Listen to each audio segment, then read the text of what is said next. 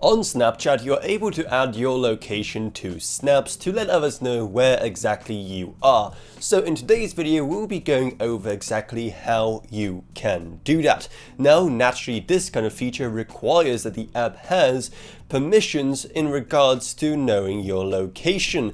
Normally, it asks for that permission when you first set the app up, or when you attempt to use some location-based features for the very first time, like for example, the map. Likewise, if you were to add your location to a snap, it will prompt you to have that permission enabled if it isn't already. However, if for whatever reason you're not getting that, or you want to just double check your permissions, here's how you can do that, and it is pretty much the same on both Android and iOS. First off, what you want to do is head into your profile by tapping on your profile icon in the top left, and from there you want to head into settings, which will be the cogwheel icon on the right hand side. Then scroll all the way down until you see a permissions button, so simply tap on that, and there you will see a location permission that you can tap, which will then take you to your operating system's permissions page where you can turn it on. But okay, once it is on, how exactly can you add your location to a snap? There are several ways. First off, there are filters that do use your location. Simply just keep on swiping left or right until you get to location-based filters. Alternatively, if you tap on this icon that looks like a sticky note on the right hand side, you will be taken to the various stickers, and then select the location sticker, and you can add that anywhere to your snap. Now, thankfully, the process looks pretty much the same